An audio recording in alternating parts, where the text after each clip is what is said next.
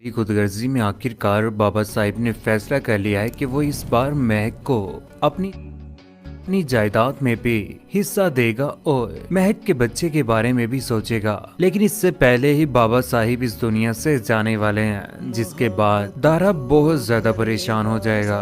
उधर फरवा और सूफिया के हाथ भी कुछ न आया। आने वाली किसकी मुकम्मल कहानी में आप सभी दोस्त देखेंगे। निदा जिसके साथ घर में उसकी साथ बिल्कुल भी अच्छा बिहेव नहीं कर रही थी, लेकिन जब उसे ये बात पता चलती है कि शमशेर इस दुनिया में नहीं रहा, और उसके बाद वो भी बहुत ज्यादा परेशान हो जाती है, क्योंकि उसे भी एहसास होता है कि वाकई आज महल अकेली हो चुकी है और उसकी बहन निदा के साथ वो इस तरह का बिहेव ना करे। वहाँ पर आसिन भी बहुत ज्यादा परेशान होता है और अपनी माँ के साथ किसी किस्म की भी बात नहीं करता। यहाँ पर अंतलीप भी बोल पड़ती है और कहती है कि आसिन बेटा क्यों ऐसे कर रहे हो उस लड़की की वजह से। और यहाँ पर आसिन कहता है कि आपको भी निदा के साथ ऐसा बिहेव नहीं करना चाहिए, वो आपकी बहू है, आपकी बेटियों की तरह से है, बेहतर होगा कि आप उसके साथ बिल्कुल अच्छे तरीके से पेश आएं। यूं दिलीप को भी समझ आ ही जाएगा कि वो निदा के साथ गलत कर रही है। लेकिन जब ये बात आसिन के अब्बा को और अंदलीब को पता चलती है कि शमशेर इस दुनिया में नहीं रहा, तो वो फैसला कर लेते हैं कि वो बहुत जल्द अकरम साहिब और नाहिद आंटी के साथ मुलाकात करने के लिए उनके घर में जाएंगे। दूसरी जानिब बाबा साहिब बहुत ज्यादा परेशान है, क्योंकि आज तो उनके पास उनका बेटा शमशेर भी ना रहा। आखिर इस बार वो क्या करेंगे। उन्हें भी अपनी गलतियों का एहसास हो चुका है कि वाकई उन्होंने बहुत ज्यादा बुरा किया है, जिसकी वजह से उन्होंने ठान लिया कि वो इस बार इकरार जुर्म भी करेंगे और 50% हिस्सा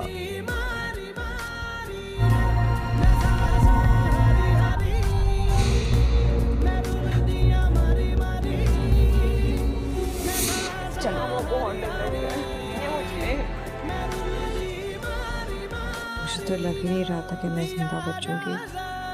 तो क्या करती, कोई भी पॉजिटिव थॉट मेरे पास नहीं आती थी।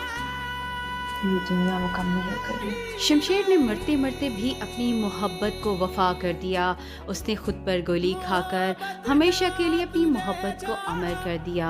मरते वक्त भी उसकी आंखें महक के चेहरे का ही दीदार कर रही थीं। महक जो कि शमशेर से अपनी मोहब्बत का इजहार कर देती है और उसे कह देती है कि मैं तुमसे बेइंतहा मोहब्बत करती हूँ। ये सुनते ही शमशेर इस दुनिया से चला जाता है। वो इत्मीनान में तो जा रहा है कि आखिरकार उसकी मोहब्बत जीत गई और शमशेर को उसकी मोहब्बत हासिल हो भी गई। महक ने अपनी बेपनाह मोहब्बत का इजहार करके हमेशा हमेशा के लिए शमशेर को सुकून दे दिया। अगर देखा जाए तो शमशेर इस दुनिया से जाते हुए भी जीत गया और बाबा साहब इस दुनिया में होते हुए भी हार गए। उन्होंने अपनी अना को इतना बुलंद रखा कि अपनी बेटी की जिंदगी को ही हार बैठे। वो जिस लड़की को मारने के दर पे थे, वो खुद उनके सामने खड़ी होकर चिल्ला चिल्ला कर कह रही थी कि आप मुझे मार दें। आपने मुझे मार दिया होता मगर शमशेर को कुछ ना कहा होता। ये शमशेर की मोहब्बत की इंतहा ही है कि जो महक उससे बेइंतहा नफरत करती थी, वही अब उसकी मोहब्बत की खातिर अपनी जान भी दांव पर लगाने के लिए तैयार खड़ी थी। महक के वालिदैन भी जो कि शमशेर से नफरत करते थे, अब उसके लिए रो रहे हैं।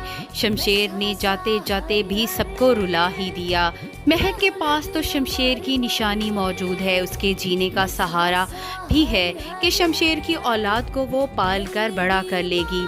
लेकिन अगर देखा जाए तो बाबा साहब तो मेरे यहाँ बेटा हुआ है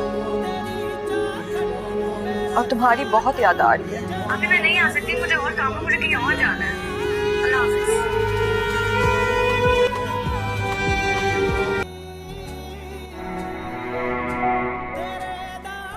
हैप्पी बर्थडे।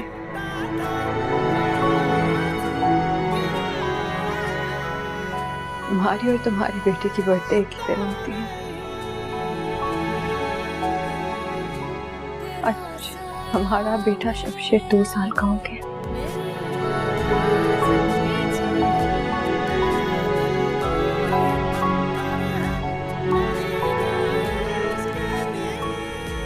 तुम्हारे जाने के बाद